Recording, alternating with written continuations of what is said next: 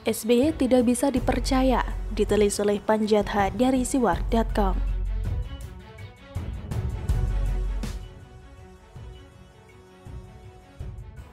SBY memang 2 kali memenangkan Pilpres secara langsung, tapi penulis justru merasa bangga sebab tidak pernah memilih beliau.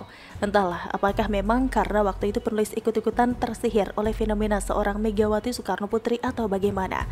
SBY 10 tahun menjadi presiden 2004 hingga 2014, tetapi rasanya tidak ada yang perlu penulis kenang dari beliau. Sangat beda, misalnya dengan Soeharto yang meskipun kini syarat dengan berbagai celah noda dan dosa, namun meninggalkan banyak warisan pembangunan yang layak dikenang. Selama 32 tahun Soeharto berkuasa, wajah Indonesia berubah total, terutama kota Jakarta yang tiba-tiba disesaki gedung-gedung pencakar langit. Ibu kota menjadi sejajar dengan kota-kota besar lainnya di dunia. Ada cerita tentang turis yang awalnya menganggap Jakarta masih terbelakang, tapi katanya si turis hampir pingsan setelah datang sendiri di Jakarta. Soal ini Jokowi pun melakukan banyak hal yang layak dikenang. Dalam periode pertamanya saja telah melakukan banyak hal membuat namanya akan dikenang sepanjang masa. Keberaniannya keluar dari Patron dan selama ini menjadikan Pulau Jawa sebagai sentral pembangunan menjadi nilai tambah baginya. Di era Presiden Jokowi, seluruh kawasan Republik Indonesia dirangkul dan dijadikan sentral pembangunan. Papua yang selama ini seolah terlupa dibangun dengan tujuan pemerataan. Keputusan dan keberanian Jokowi memindahkan ibu kota ke Kalimantan yang notabene bagian tengah Kepulauan Nusantara merupakan isyarat kuat bahwa sebuah kawasan NKRI akan punya akses yang sama ke pemerintah pusat. Sayang, pandemi membuat rencana besar dan futuristik itu tersendat. Rencana ibu kota akan berpindah secara bertahap sebelum Jokowi lengser pada 2024 sepertinya akan tertunda. Tapi ini bukan salah pemerintah, bukan? Wabah COVID-19 membuat sumber dana digelontorkan untuk menanggulangi COVID-19. Dan bukan hanya Indonesia, seluruh dunia juga mengencangkan ikat pinggang. Dan yang jelas, jika proyek ibu kota belum merampung, hal ini bukan karena korupsi, namun karena situasi global yang membuatnya demikian. Beda dengan proyek Hambalang yang mestinya gampang dituntaskan karena luasnya hanya beberapa ribu hektar. Tetapi karena rakusnya para bintang iklan katakan tidak pada korupsi, proyek itu pun terbengkalai jadi tempat angker. Ini pula yang membuat halayak tidak percaya lagi pada kader-kader partai ini yang cuma lantang teriak tidak padahal korupsi. Tidak heran jika partai ini tenggelam, apalagi gebrakan Jokowi membuat nama ketumnya yang mantan presiden itu pun semakin nyungsep.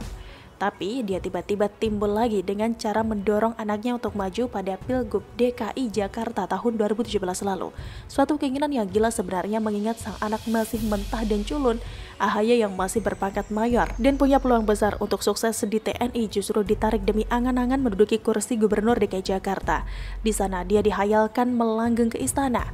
Jokowi yang kurus kerempeng saja bisa. Masa kamu yang ganteng dan gagah ini tidak bisa, nak? Demikian mungkin si Pepo membujuk dan merayu sang putra.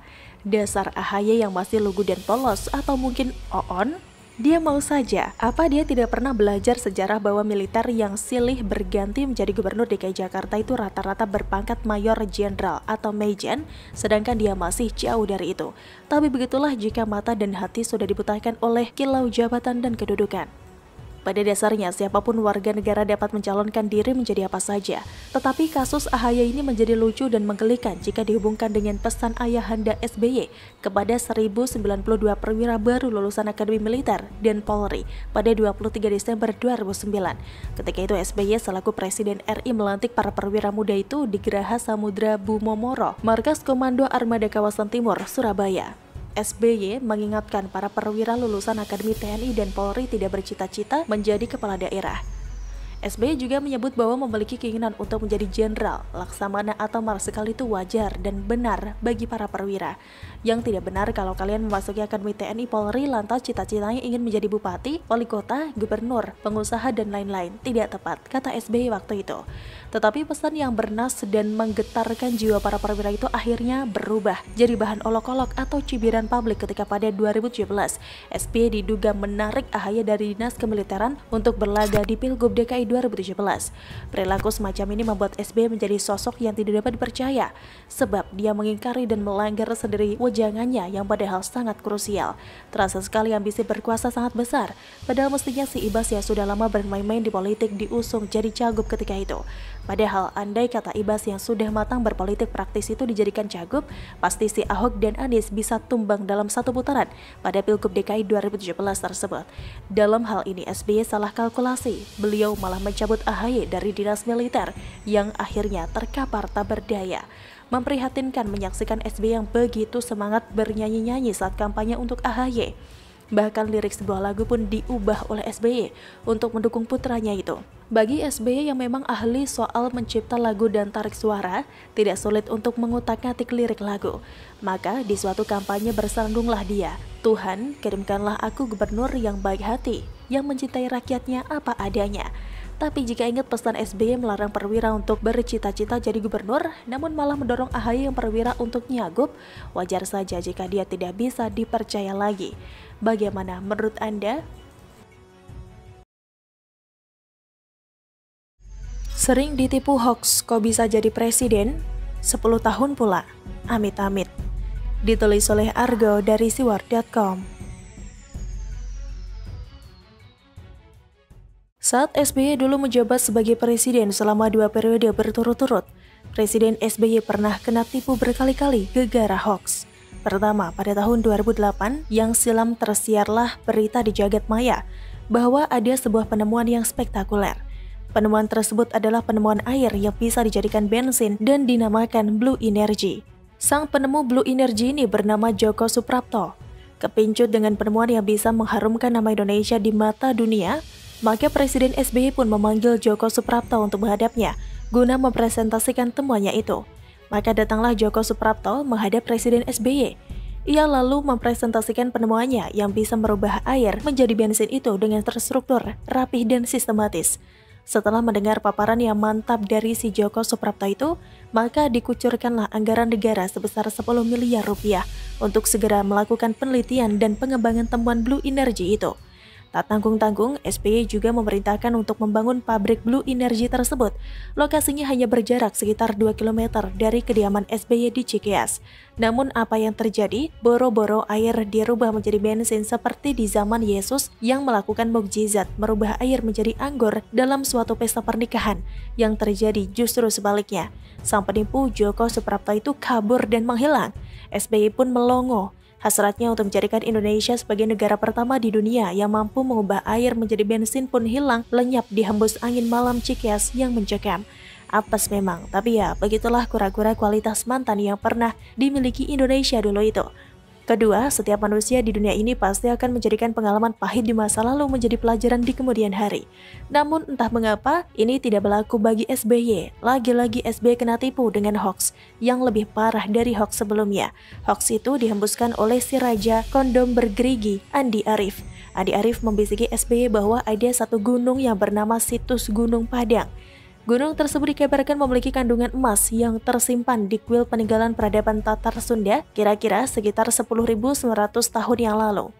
Maka dengan semangat yang menggebu-gebu, SBY memerintahkan untuk meledakkan gunung yang tidak tahu menahu ada apakah gerangan kok tiba-tiba dirinya dibom. Hasilnya bisa ditebak, alih-alih menemukan emas jutaan ton di dalam perut situs Gunung Padang yang apes itu, yang ada justru serpihan batu dan pasir gunung yang porak-poranda hancur berantakan berhamburan ke sana kemari akibat dihajar ledakan bom yang maha dahsyat.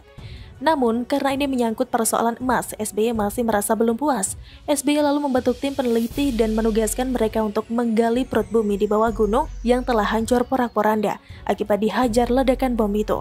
Hasilnya pun lagi-lagi nihil, tidak satupun kandungan emas yang ditemukan di perut bumi situs Gunung Padang yang gelap gulita. Gunung Padang ternyata hanyalah gunung biasa seperti gunung-gunung lainnya. Namun akibat termakan hoax soal emas, SBY pun menghambur-hamburkan uang negara lantaran kena tipu mentah-mentah dari si Raja Kondom Bergerigi Andi Arief itu. Ketiga, dua hoax di atas tidak membuat SBY jera. Lagi-lagi SBY termakan hoax lainnya, yaitu hoax soal padi Supertoy yang katanya bisa menghasilkan 15 ton per hektar dari hasil panen normal yang hanya 3-4 ton per hektar. Lantaran termakan hoax, akibatnya fatal. SBY memerintahkan para petani harus menanamkan padi Supertoy itu. Namun, apalah cur, setelah padi Supertoy itu dipanen, justru hasilnya di bawah hasil normal yang 3-4 ton per hektar itu. Tak ayal lagi, para petani di Purworejo pun ngamuk berat dan melakukan aksi unjuk rasa besar-besaran di Jakarta. Mereka tidak terima kena tipu mentah-mentah, soalnya rugi bandar. Keempat, ketiga hoax di atas masih belum membuat SBY jera. Lagi-lagi The President of Republik Indonesia itu kena tipu mentah-mentah dengan hoax lainnya. Hoax berikutnya yang termakan mentah-mentah oleh SBY adalah hoax terkait pupuk nutrisi Saputra. Tersiar kabar yang santer bahwa pupuk tersebut yang ditemukan oleh Umar Hasan Saputra itu mampu menyuburkan tanah sehingga bisa menghasilkan panen yang melimpah ruah dibandingkan menggunakan pupuk jenis biasa. SBY pun terpukau. SBY lalu mengundang si Umar Hasan Saputra itu untuk melakukan paparan presentasinya di hadapan para menteri dan jajaran gubernur lainnya. Setelah mendengarkan paparan Umar Hasan Saputra yang mantap surantap itu, SBY lalu memerintahkan semua petani untuk menggunakan pupuk nutrisi Saputra. Namun, untungnya Badan Litbang Pertanian jeli dan merasa curiga.